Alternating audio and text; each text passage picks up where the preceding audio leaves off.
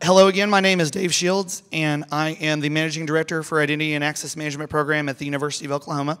And I'm here to talk to you guys a little bit about an interesting use case we did with the Ping product and how we use it to increase the student engagement at our university. It's a really interesting project, and given the nature of what it was that the conference was about, I thought it was useful to have. And again, the things I'm going to tell you about are going to be focused on mostly from the higher education environment, but the things that we have done you can probably replicate in your own environment if you aren't in the higher education space. First of all, though, is the obligatory About OU slide. It tells you a little bit about me, helps you understand where we are, how this kind of came about. So the university, we are publicly funded, and we are part of the state of Oklahoma's government. And we are research-based. We also have some grants and things, but a majority of it is research-based and publicly funded. Part of Oklahoma. We were in Norman, Oklahoma, which is just south of the Oklahoma City metro area. We have around 37,000 students at the university, and that includes the regular students there. If you were to consider some of our special cases, remote students, continuing education students, the number will be considerably higher. But for our intents purposes, we're going to talk about it from 37,000. And we have about 12,000 faculty and staff that keep this organization running. And we're also spread across 3 campuses. We have the Norman campus, which is our main campus. It's where the stadium is at. It's where all the other main students go. We have our Health and Sciences Center, which is our teaching hospital.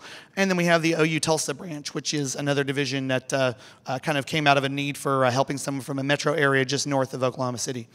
So we have all that there, and obviously, as you can tell, this is a highly decentralized environment. So having a solution like SSO to work with that is very critical. Also, I'm very glad to be able to come here thanks to the help of the IDMWorks guys. Great team. They've helped us with a number of implementation things that we've done. And I could go through this slide deck, but they're going to be able to tell you a lot more about their product and their things they offer. But definitely talk to those guys. They're a great partner. So about the project that we did with Ping Engagement, it started out as a project to find why certain students seem to disconnect from the university at times.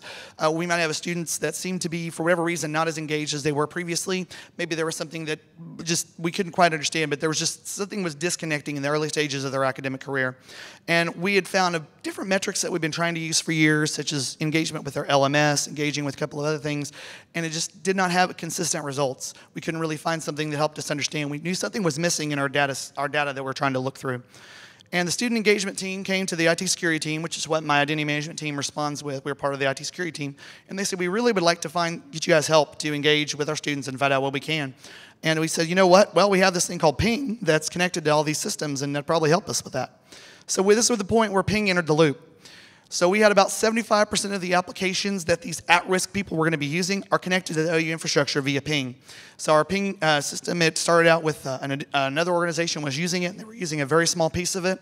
And I asked for them and fought for a year to get control of Ping and put it into my IAM portfolio. And then at that point, they were happy to get rid of it. But basically, they had Ping there, and they wanted to know what these systems were. As we got a hold of this Ping product, we added around 160 new connections to it in just the course of a year or so. So a lot of data was going in and out of it. And we were able to fine-tune the user logs that we were getting from Ping to be able to show us what kind of things that the students were interacting with inside of the environment of the university, because our Ping system would tell us they connected to this product or connected to that piece of the infrastructure. And we were able to give these to that business analyst team in a daily drop, SQL data logs, and they were able to use that to get information. And those were correlated with a bunch of other things that the business analyst teams had access to. And all of a sudden, it was like a light went off. They saw all these areas where they could see certain students and how they stopped using our Blackboard system, how they stopped using the Bursar's office after a very early period of time. They stopped going to the library. They were able to pick these things up because they would see that that person logged in once on the first day of their class, and after that, they didn't hardly ever see him again. So the student engagement team decided to come up with some identifiers that they could use. They were looking for freshmen in 2016 coming in. That was their group. They said, let's start fresh, new data set. They were focusing on the ones who were performing at or below, well, probably more below the performance index of their cohorts. And that's a term we use in higher ed for people of the same time and environment and such. And they were also focused on learning how to see what these different things were changing by the time midterms came around and by the time the end of the terms were around there, to pick out other things that show these at-risk students. They didn't just use Ping, though. The Ping logs were helpful, but they was actually part of a large suite of tools. They used a product called RStats to pull the query from some of the other things that they had of the cohorts, from our banner system, from our other upstream student systems.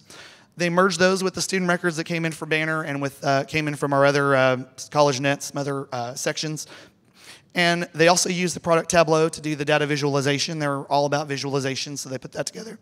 And they actually said that there was a really simple data correlation and it was added to that management system.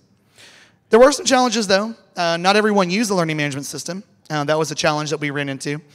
Also, there were class assignments and certain teachers or degree programs that were not always clear indicators. If you were in a performing arts class or a practice class, you may not log into your LMS all the time because there was really no need to. You know, you get points by dancing or points by performing. You didn't need to be in the system. And some students would spend a large amount of time doing their work offline, and then all of a sudden we'd have this influx of people coming in. So we had several students that were able to find resources that we could help to re-engage. We got to find the students that were sort of slipping and kind of pull them together. We had a great opportunity to do teamwork with the academic engagements and advising team. Our advisors, we said, these are students that we see not logging into systems. These are students that are having issues. And we actually were able to boost student retention rate to 90%, which is almost unheard of in a higher education environment. Actually, the final word from the president was 90.4% in the last term. So in the future, we're going to try to do the same program again. We're going to be doing this in fall 2017, and we're going to do about 2 weeks prior, though, because there's a little bit of a rush to get everything ready that first time. There's going to be more applications that are going to be in Ping now than there were at the time we did this. We're up to around 250 applications in Ping now, and we'll be able to do some more metrics to measure that. And if all goes well, and we hope that we can at least get to, if not beat, that 90% level because of this engagement information. So we took this information, now we're going to apply it. So consider the technical connections that you may have in a SSO infrastructure, be it Ping or otherwise, and think about those as finding if there's a way to determine if that person is connected to your organization, especially if you have remote employees or remote people. How connected are they to your systems by those logs? Look for patterns and behaviors that you may not have already thought about. Think about things that could be done to help those. Maybe you find several new people at a remote office that seem to lose connection to some section of your infrastructure, and find out what's happening. Maybe the IT support team needs to go down there and help those people. And use those metrics as a training tool for those other teams. If they have them, they'll be able to do more with them. Now, it was a lot of information we had to rush through. Sorry for being short. But the bottom line is your Ping product can help you boost engagement with all of the users in your organization if you use the metrics that you have available and you're able to pull that together and apply it to see who may be at risk for your organization. Here's some information about me. Again, I ran through that really fast because I started a little late. Sorry about that. Feel free to email me if you would like. And here is my LinkedIn. I do post things about identity management, some of the other things that we've dealt with, security, so on and so forth. And that's all we got for the day. So if there's any questions, I'll be happy to take them. Any questions at all? Yes.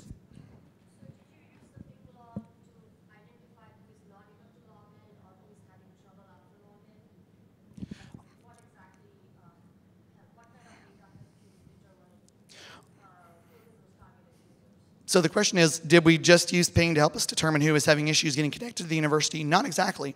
That was actually more of the troubleshooting. What we did is we said, okay, a person logged in one time at the beginning of their term. Here we are 4 weeks in, and they haven't logged in since. What's going on?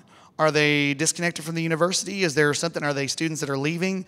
We're able to use this to find students who maybe had applied at the university and got all the way into the system and then decided to go to another organization, something like that.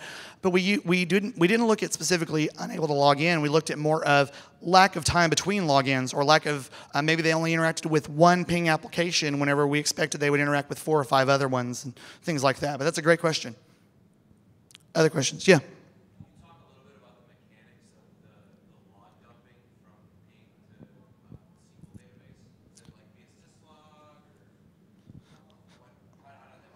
So the question is, how did that work to get those logs in? What we did is we worked with our F5 on the front end so we could get the unique IP address range of the users, because otherwise you get our NAT and you wouldn't see anything else. We did that. We also tweaked some of the noise out of the logs to where it was a little more clear. And then we actually just used a SQL database dropped into CSV, and we would export that via batch file. I think we used a PowerShell or a SQL command to drop that out. I think we did about 9 o'clock every night. And then the next morning, the student engagement team would get that data, they'd pull it into their metrics, and they'd start reviewing what was there, and they would help them say who are their contacts for that day and that week. Good question. Other questions? Yep.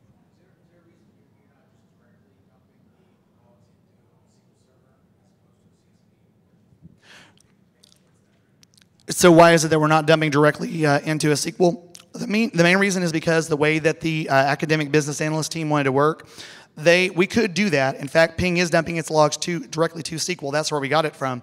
But they didn't like the way that SQL interacted with their tools. They were very heavy Oracle. They were also very heavy with open source products. And so they said, if you just give us a CSV, it'll be a lot easier for us to do that. And we said, that's fine. We'll give you whatever you need. And that was what was able to help us. Good question. Anyone else? All right. Well, I appreciate you guys sticking around. I would kind of rush through that real quick. Have a great rest of the conference. We'll see you later. Thank you.